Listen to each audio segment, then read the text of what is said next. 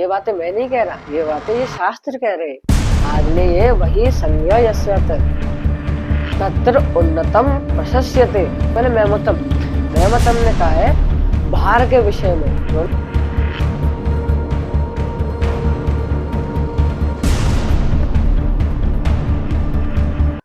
जय श्री राम। तो आज का हमारा टॉपिक है वास्तु। इस वीडियो में आज हम जानने वाले हैं कि हमारे पास एक मैप आया है। उस मैप को हम देखकर ये जानेंगे कि हम कैसे बिना कुंडली देखे, कुंडली से तो हम जान ही सकते हैं कि दशा देखकर, ग्रहों को देखकर, उनके सिग्निफिकेंस को देखकर, पर हम मैप देखकर कैसे जाने? मैप देखकर ही हम ये भी बता सकते हैं कि सामने वाले को किस चीज से संबंधित दिक्कतें आ रही हैं। उसका बिजनेस नहीं चल रहा या फिर जॉब में दिक्कतें आ रही है, फाइनेंशियल स्थिति का डाउन जाना, ये सारी चीजों में प्रॉब्लम आना सिर्फ हम मैप से देखकर बता सकते हैं। पिछले वीडियो में हमने ये टॉपिक के ऊपर बात की थी और हमने ये भी जाना था कि अंगों को भी कैसे हम देखें वास्तु में।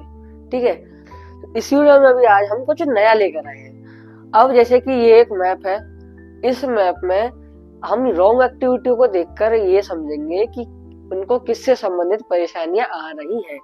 और जैसे सबसे पहले रॉन्ग एक्टिविटी है जो कि है नॉर्थ ईस्ट में किचन होना। अब देखो, पिछले दो वीडियो में हमने जिस मैप पर बात की थी वो थे कि साउथ ईस्ट में यानी कि फायर एलिमेंट में वाटर का होना, और आज इस मैप में हम बात कर रहे हैं कि वाटर एलिमेंट में फायर का होना। तो उसमें नॉर्थ ईस्ट में अब उन्होंने किचन बना दी है। अब देखो, अब हम पहले अपना कंक्लूजन निकालते हैं, फिर उसके बाद कुछ शास्त्रीय ग्रंथों से भी हम, कुछ माननीय ग्रंथ वास्तु के वो क्या कहते हैं इस टॉपिक को लेकर, वो भी हम इस वीडियो में जानेंगे। ठीक है ना? तो अगर हम देखें तो नॉर्थ ईस्ट अपना वाटर एलिमेंट है। यदि हम उसमें फायर एलिमेंट को रख देंगे तो फिर हमें किससे संबंधित दिक्कतें देखने को मिलेंगी? नॉर्थ ईस्ट से संबंधित। नॉर्थ ईस्ट के कारक तो क्या है? नॉर्थ ईस्ट अपना क्लैरिटी माइंड का है। ठीक है ना? और क्लैरिटी माइंड मतलब जैसे कि अपने डिसीजन मेकिंग इशू होना, हेल्थ इशू में सिर से रिलेटेड बीमारियां। अब जैसे कि हम काल पुरुष से समझते थे कि फर्स्ट हाउस में काल पुरुष का सिर है तो सिर से संबंधित बीमारियां, ऐसे ही नॉर्थ ईस्ट में वास्तु पुरुष का सिर है तो सिर से संबंधित बीमारियां। ठीक है, और इसमें क्या है कि डिसीजन मेकिंग इशू, क्या करूं क्या नहीं करूं, कंफ्यूजन बना रहता है ना, कोई भी निर्णय ठीक से ना ले पाना, तो ये सारी चीज नॉर्थ ईस्ट में आती है। ठीक है, अभी इनमें शास्त्र क्या कहते हैं? तो सबसे पहले जो अपना ग्रंथ है वो है अपना मैमतम क्या कहता है? मैमतम में एक श्लोक दिया गया है इसी बात को लेकर कि अनम देवतानाम स्थानम तत्व जलम शुभ स्मृतम, यानी कि ईशान कोण देवताओं का स्थान है, वहां जल और शुद्धता शुभ मानी गई है। ठीक है, ये किसने कहा? ये मैमतम ने कहा है। इसने ही अग्नि के विषय में क्या कहा है कि आग्नेय पचने कार्यम वही कर्म तू शोभनम, यानी कि अग्नि से संबंधित कार्य, ये जैसे कि पाक, रसोई, किचन, जो भी अपने अग्नि से संबंधित कार्य होते हैं वो अग्नि कोण यानी कि साउथ ईस्ट में शुभ है। ठीक है, इसलिए ईशान कोण में किचन निषिद्ध माना गया है। क्यों? अग्नि के लिए तो आग्नेय कोण है ना, निश्चित दिशा है। ठीक है, और इसमें दूसरा ग्रंथ है मानसार में लिखा है कि आग्नेय वही कर्माणी ईशान्य देव पूजनम। इसका अर्थ ये है कि आग्नेय में अग्नि कार्य और ईशान्य में देव कार्य यानी पूजा होनी चाहिए। ठीक है, इन्होंने भी यही कहा है कि अग्नि कोण में अपना अग्नि का काम करो और ईशान्य में सिर्फ देव पूजा होनी चाहिए। ठीक है, वहां पे ऐसा उल्लेख नहीं कि वहां पे किचन होना चाहिए। कि आग से संबंधित कार्य के लिए तो अग्निकोण अपनी है, डायरेक्शन है। फिर अपनी सम्रांगण सूत्रधार जो राजा भोज का है, उन्होंने क्या कहा है कि सोई आग्नेय कार्य ईशान्य तू न कदाचन। इसका अर्थ ये है कि रसोई आग्नेय में बनानी चाहिए, ईशान्य में कभी नहीं। ठीक है, इन्होंने तो साफ साफ मना कर दिया है, सम्रांगण सूत्रधार ने इसमें साफ साफ मना कर दिया है कि नॉर्थ ईस्ट में अपनी किचन नहीं होनी चाहिए। ठीक है, फिर अग्नि पुराण में ये लिखा है कि ईशानम सर्व देवानाम स्थानम शुद्ध प्रतिकृतम तत्र वहिम न कर्वते नृणाम नाशम जायते। इसका मतलब है कि ईशान सभी देवताओं का शुद्ध स्थान है, वहाँ अग्नि रखने से मनुष्य के अशुभ फलों का सामना करना पड़ता है। ठीक है, तो चारों के चारों ग्रंथों की हमने अभी बात सुनी, इनके श्लोक पढ़े और श्लोकों के अर्थ समझे कि उन्होंने मना किया है कि नॉर्थ ईस्ट में किचन ओपनिंग नहीं होनी चाहिए। और यदि हम अपने वैसे भी लॉजिक लगाए तो नॉर्थ ईस्ट अपना वाटर एलिमेंट है, एंटी एलिमेंट क्या है उसका फायर, तो फायर एंटी एलिमेंट तो नॉर्थ ईस्ट को डैमेज कर देता है। ठीक है ना, तो ये तो हो गया नॉर्थ ईस्ट में किचन होने से।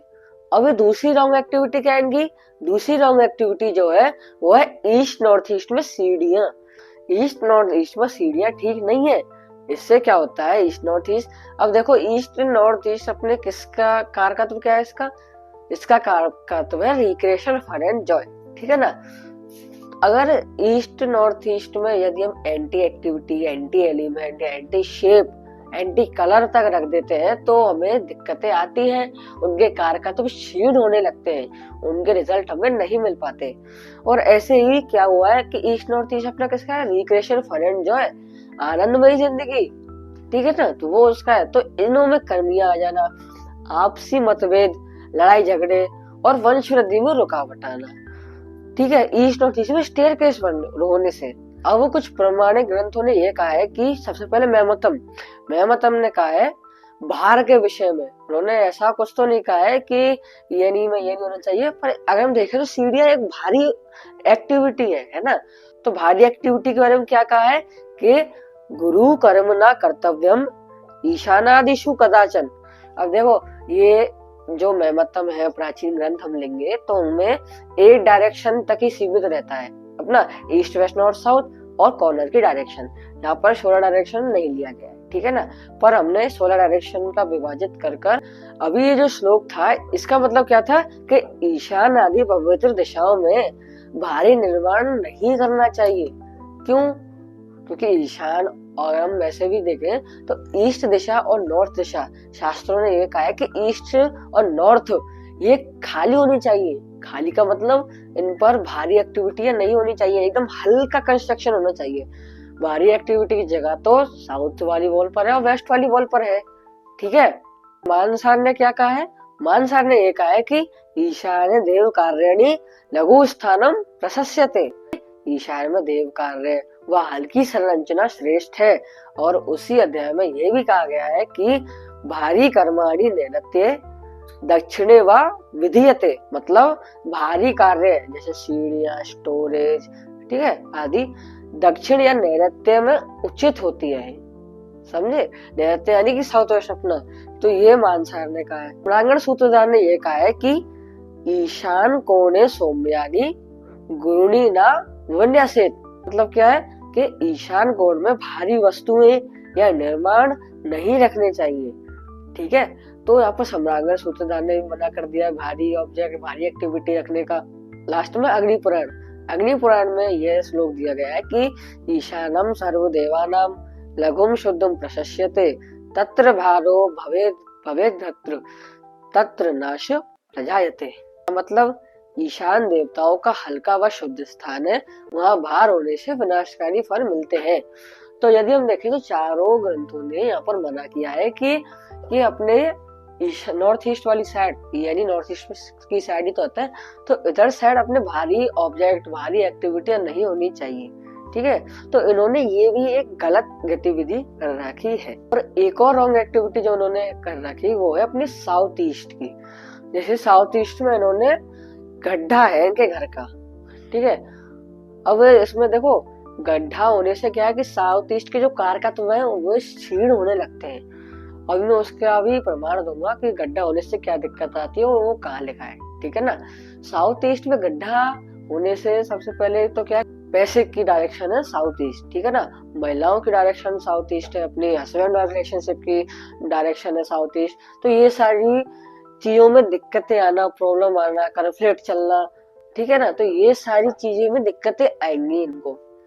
ठीक है, और मेनली महिलाओं से रिलेटेड ज्यादा दिक्कतें देखने को मिलेंगी। क्यों, ये डायरेक्शन फीमेल की है।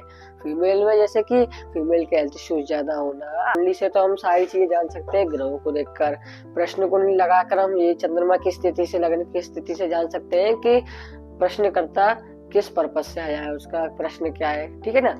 वास्तु से भी हम जान सकते हैं उनका मैप देखकर, रॉन्ग एक्टिविटीज देखकर। यदि हम ये जाने कुंडली से कि वास्तु में कहाँ दिक्कत है, तो वो कैसे जानेंगे। इतना तो हम सबको पता होता है कि ऊपर ईस्ट, लग्न में ईस्ट है, सप्तम भाव में वेस्ट है, 4th हाउस में नॉर्थ है और 10th हाउस में साउथ है। ये तो मोटा मोटा सब जानते हैं, पर हमें नॉर्थ ईस्ट, ENE, SSE ये सारी चीजें निकालने में दिक्कत आती है। तो ये देखो, ये चार्ट है जो कि हमने कुंडली पर डायरेक्शन लगाई हुई है। अब इसमें क्या होता है, जैसे कि ये तो अपने सबको पता होता है कि ईस्ट वेस्ट नॉर्थ साउथ कहाँ होते हैं।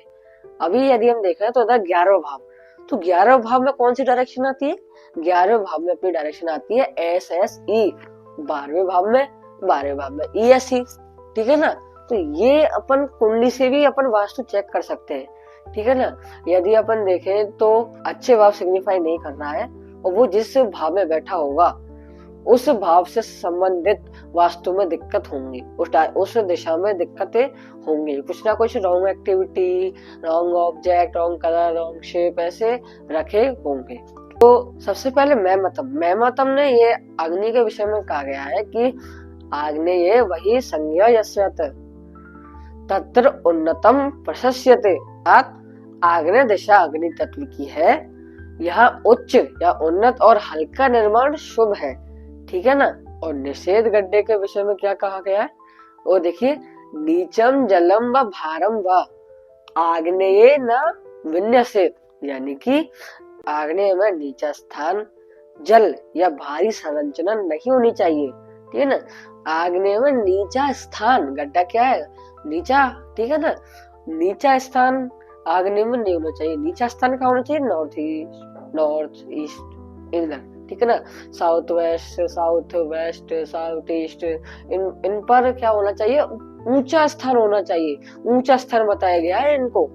यहाँ पर क्या है कि इन्होंने गड्ढा हो रखा है यहाँ पे, तो गड्ढे से संबंधित, तो गड्ढे से इन्हें प्रॉब्लम में आ रही है। सर ने क्या कहा है इस बारे में कि आग्नेय उन्नत कुर्यात नीचम तत्र विवर्ज्यते, अर्थात आग्नेय को ऊंचा रखे, वहां गड्ढा या नीचापन वर्जित है। इन्होंने तो साफ साफ ही मना कर दिया कि गड्ढा या नीचापन वर्जित है। और सम्रांगण सूत्रधार ने ये कहा है कि आग्नेय वही कर्म स्यात् गर्तम तत्र विनाशक है। इसका मतलब आग्नेय में अग्नि कार्य शुभ है, पर गड्ढा वह विनाशकारी होता है।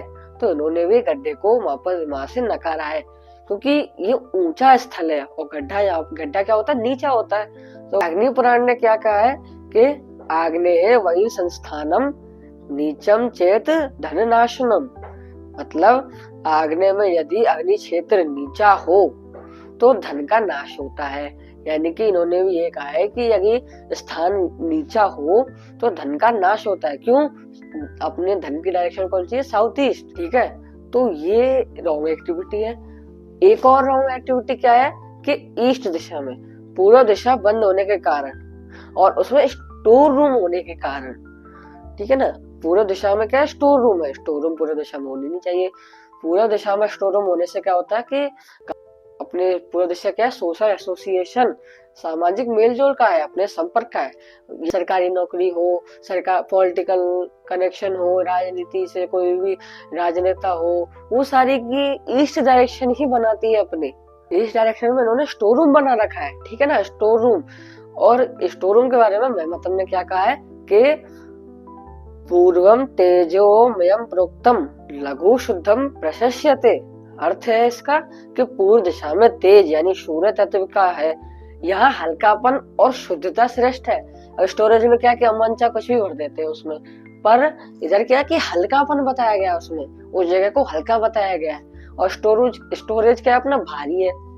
और निषेध भार के बारे में पूर्वे गुरु न कर्तव्यम सर्वदा वास्तु नाशनम, यानी कि पूर्व दिशा में भारी वस्तुएं या निर्माण सदैव वास्तु नाशक होते हैं, ठीक है ना। और मानसार ने क्या कहा है, मानसार ने कहा है कि पूर्वे प्रकाशकम कार्यम न तत्र गुरु संस्थिति, मतलब यह है कि पूरे दिशा प्रकाश देने वाली होनी चाहिए, वहां बाहरी संरचना नहीं होनी चाहिए।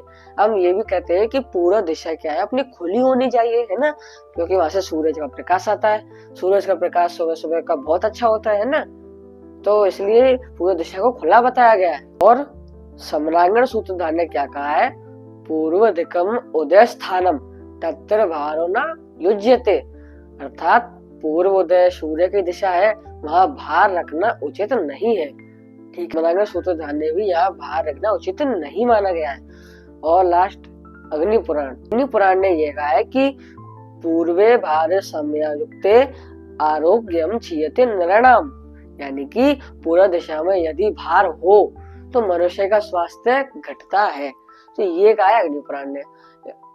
अभी तक हमने जितनी भी रॉन्ग एक्टिविटी जानी है वो सारी की सारी हमने ग्रंथों में देखकर ही पहचानी है। ग्रंथों ने भी उनको मना किया है, हमने प्रमाण दिए हैं। ये बातें मैं नहीं कह रहा, ये बातें ये शास्त्र कह रहे हैं। हम इन शास्त्रों को पढ़ के ही तो बताते हैं आपको। तो ये आज हमने इस वीडियो में ये जाना कि कैसे हम रॉन्ग एक्टिविटी को देखकर प्रॉब्लम बता सकते हैं बिना कुंडली देखे, सिर्फ वास्तु का मैप देखकर ही। जय श्री राम।